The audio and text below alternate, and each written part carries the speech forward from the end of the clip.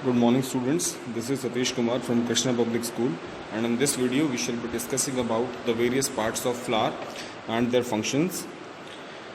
So students, here is a diagram of a common flower जो एक China rose की तरह है, यहाँ पे आपको शो हो रहा है. इसके अंदर अलग अलग इसके पार्ट्स हैं. They are all labelled and starting from below the first part is sepals, then petals, then stamen is there, which is divided into two parts, anther and filament.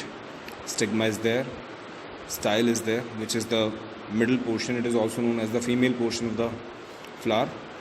Ovary is there, and that dotted वो जो छोटे से structures आपको दिखाई दे रहे हैं उन्हें ovules कहते हैं. और ये पूरा का पूरा portion starting from that greenish portion to stigma तक ऊपर तक, इसको एक पूरा कॉमन नाम दिया गया है pistil. Okay, so these are the common flower parts. और ये फ्लावर्स हमारे कैसे होते हैं, रिप्रोडक्टिव ऑर्गन कहा जाता है फ्लावर को हमारे प्लांट का, क्योंकि जो रिप्रोडक्शन होता है किसी भी प्लांट के अंदर वो किसकी वजह से होता है, उसके फ्लावर्स की वजह से होता है मोस्ट ऑफ द टाइम.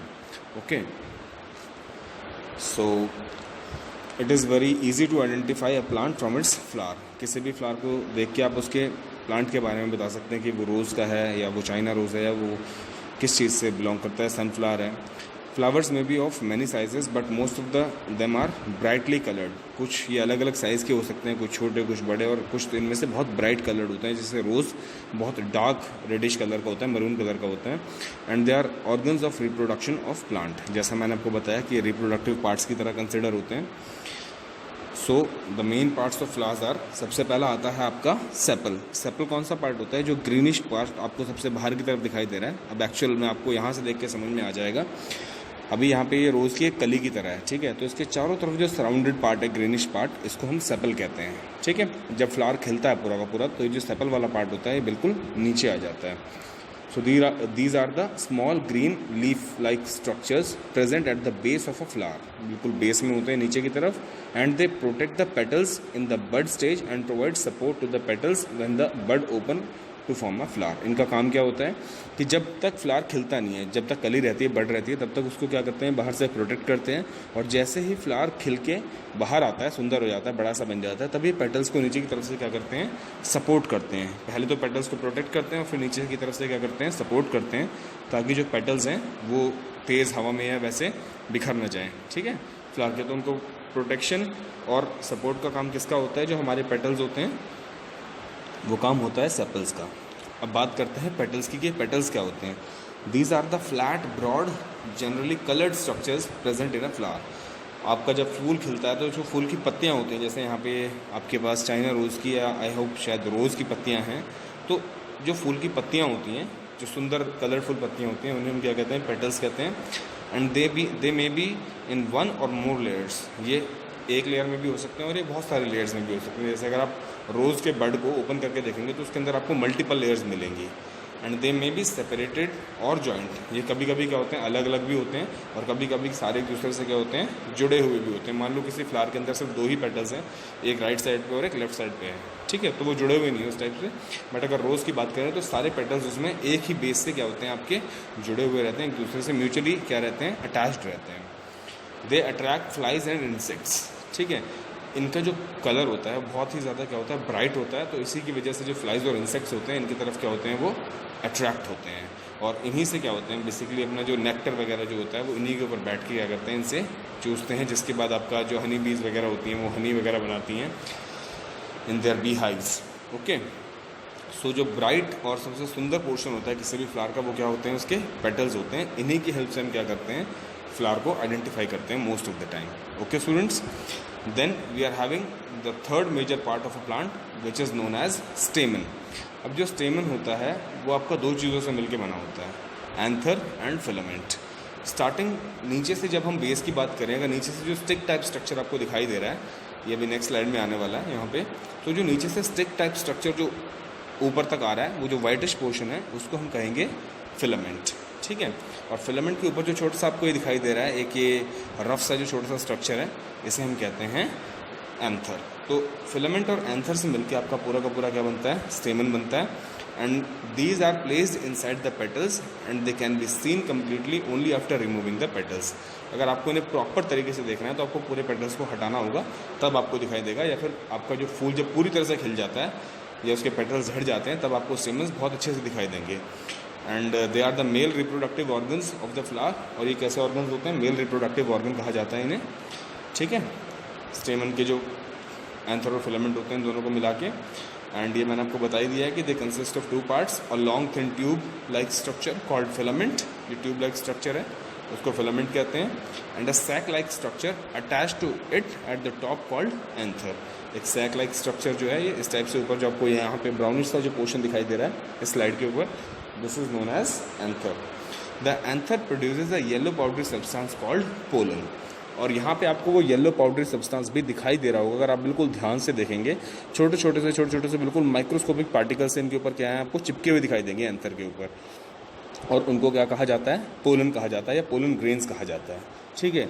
यही क्या होता है आपका मेल रिप्रोडक्टिव गैमेट कह सकते हो आप इसे इन टर्म्स ऑफ, क्योंकि यही जो होता है पोलन जो होता है इसी के ट्रांसफ़र की वजह से क्या होता है? रिप्रोडक्शन होता है। अब नेक्स्ट पोर्शन जो आता है स्टूडेंट्स वो होता है हमारे पास पिस्टल।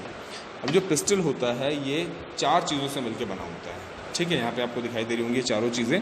फ्लावर के बीच वाला जो सेंटर वाला जो स्टिक टाइप स्ट्रक्चर होता है जिसके अंदर आपका stigma, style, ovary and ovules ये सारी चीज़ें आ जाती हैं, उस पूरे स्ट्रक्चर को हम क्या कहते हैं? पिस्टल कहते हैं।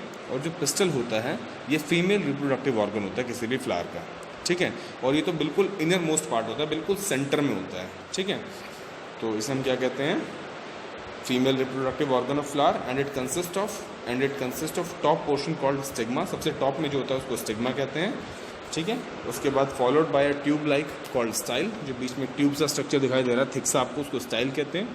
And the style ends in the thickened ovary. और सबसे नीचे जहाँ पे स्टाइल आपका एंड हो रहा है वो वहाँ पे क्या आ जाती है? आपकी ओवरी आ जाती है। And the ovary contains small beads like structure called ovules. अब इस ओवरी के अंदर छोटे छोटे बीड लाइक स्ट्रक्चर्स होते हैं जिन्हें ओव्यूल्स कहा जाता है। मतलब ओवरी को अगर आप ओपन करके देखेंगे किसी फ्लावर की तो वहाँ पे आपको ओव्यूल्स मिलेंगे जिन्हें फीमेल गैमेट कहा जाता है। बेसिकली ये कहाँ तक आते हैं? स्टिग्मा तक आते हैं, तब इनके ऊपर पोलन ग्रेन्स आके गिरते हैं और तब क्या होता है? रिप्रोडक्शन होता है आपके फ्लावर का। इस टाइप से होता है, मतलब उसको पॉलिनेशन कहते हैं हम। अगला टॉपिक आपका वही है, ठीक है। तो इस टाइप पे आप क्या कर सकते हैं? एक्टिविटी भी कर सकते हैं। आपका पेज नंबर 6 पे दिया हुआ है, इसमें आपको कुछ कॉलम्स बनाने हैं जिसमें आपको कुछ फ्लावर्स ले लेने हैं जैसे रोज़, चाइना, बाल्सम एंड जो आपके कॉमन फ्लावर्स आपके आसपास रहते हैं उनके बारे में, फिर उनके अंदर कितने सेपल्स हैं, कितने पेटल्स हैं, ठीक है। स्टेमन वगैरह उनके जो मतलब पेटल से कितने अटैच्ड हैं, कैसे नहीं है, ठीक है। पिस्टल उनके अंदर है या नहीं है, तो इस चीज़ की आप लिस्टिंग कर सकते हैं। अब हम बात करते हैं स्टूडेंट्स पॉलिनेशन के बारे में। अब ये जो पॉलिनेशन होता है 2 तरह से होता है, सेल्फ एंड क्रॉस। सेल्फ में क्या होता है कि जो मेल और फीमेल जो पार्ट्स होते हैं वो एक ही फ्लावर के अंदर होते हैं और वहाँ पर जो पॉलिनेशन होता है उसको हम बोलते हैं सेल्फ पॉलिनेशन। और क्रॉस पॉलिनेशन जो होता है वो 2 फ्लावर्स के बीच में होता है, मतलब पोलन ग्रेन्स जो हैं वो उड़ के जाते हैं एक फ्लावर से दूसरे फ्लावर के ऊपर, तब वहाँ पे क्या होता है? क्रॉस पॉलिनेशन होता है। The flower develops into a fruit only when pollen grains from the anther get transfer to the stigma of the pistil. किसी भी प्लांट पे या किसी भी कोई भी चीज़ अगर हमारी है उस पर रिप्रोडक्शन या वो फ्रूट तभी लगेगा जब पॉलिनेशन होगा। और पॉलिनेशन कैसे होता है कि जो आपके एंथर्स हैं वो ट्रांसफ़र होते हैं स्टिग्मा के ऊपर, ठीक है, तब होता है। And this process is called pollination. After pollination the ovary grows to form a fruit and the ovules form seeds. और जो ओवरीज होती हैं वो क्या बनाती हैं? फ्रूट बनाती हैं, और उनके अंदर जो ओव्यूल्स होते हैं वो क्या बनाते हैं? सीड्स बनाते हैं। When mature, the fruit falls to the ground and the seeds germinate into sapling which grew into a plant. अब उसके बाद जब फ्रूट पक जाता है तब वो पक के कहाँ गिरता है? नीचे गिरता है, और फिर से वो किस में कन्वर्ट हो जाता है? एक, मान लो जैसे हम फ्रूट्स तोड़ते हैं, नॉर्मली हमारे पास ऑर्चिड्स होते हैं, तो उन फ्रूट्स को तोड़ के खाने के बाद हम तो उनका सिर्फ वो वाला पार्ट खाते हैं जो ईडेबल होता है। अब जो सीड है वो तो ईडेबल पार्ट नहीं होता है, तो हम उसे क्या कर देते हैं? थ्रो कर देते हैं, फेंक देते हैं। तो कभी कभी क्या होता है कि वो ऐसी जगह पे जाके गिर जाता है जहाँ से वो ग्रो कर जाता है या उसको प्रॉपर वो कंडीशन मिल जाती है या सोइंग कंडीशन, तो वहाँ पे वो सो कर जाता है। आपने देखा होगा कभी कभी, जैसे भी बरसात का सीज़न चल रहा है, अभी कहीं पर भी क्या होता है, बेसिकली आप कोई भी जैसे ग्राम के कुछ सीड्स फेंक दो या एप्पल वगैरह खा के, जो हम मैंगो वगैरह खाते हैं सीज़न में, मैंगो वगैरह खा के जब हम उसका जो इनर पार्ट जो होता है, जो सीड वाला पार्ट होता है, सीड कोट वाला, उसको अगर हम कहीं पे फेंक देते हैं तो कभी कभी क्या होता है कि उसी चीज़ का एक प्लांट ग्रो कर जाता है वहाँ से, ठीक है ना, क्योंकि उसको वो कंडीशन मिल जाती हैं।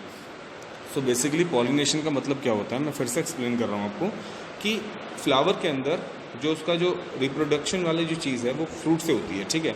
तो फ्रूट तभी बनेगा जब पोलन ग्रेन्स जो हैं वो आपके एंथर जो मेल पार्ट है वहाँ से उड़ के कहाँ तक जाएंगे, आपके स्टिग्मा तक जाएंगे, जो पिस्टल का मेन पार्ट है, और ऊपर वाला पार्ट जो है और फीमेल पार्ट है बेसिकली फ्लावर का, हमारे male part anther and female part stigma. जब पोलन ग्रेन्स आपके एंथर से उड़ के कहाँ तक जाएंगे, स्टिग्मा तक जाएंगे, तब वहाँ पर क्या होगा, रिप्रोडक्शन होगा। और इसी प्रोसेस को हम क्या कहते हैं, पॉलिनेशन कहते हैं। दो टाइप होते हैं इसके, self pollination and cross pollination. Self में तो क्या होता है कि उसी में स्टिग्मा आपका ये जो पार्ट होता है, स्टिग्मा भी उसी में ही होता है और आपके एंथर भी वहीं से ट्रांसफ़र होके चले जाते हैं, तो पॉलिनेशन हो जाता है। बट क्रॉस में क्या होता है, दो अलग अलग फ्लावर्स होते हैं आपके, एक फ्लावर से दूसरे फ्लावर पर उसको जाना होता है उड़ के, पोलन ग्रेन्स को, जो आपके कुछ इंसेक्ट्स भी करते हैं काम, ये विंड भी करती है काम, ठीक है। तो पॉलिनेशन के कुछ अलग अलग एजेंट्स भी होते हैं, आप सीनियर क्लासेस में जाके पढ़ेंगे। और उसके बाद जब पॉलिनेशन हो जाता है तो जो प्लांट है वो फ्रूट बियर करता है, ठीक है। So this is what about the pollination students. Thank you very much for listening.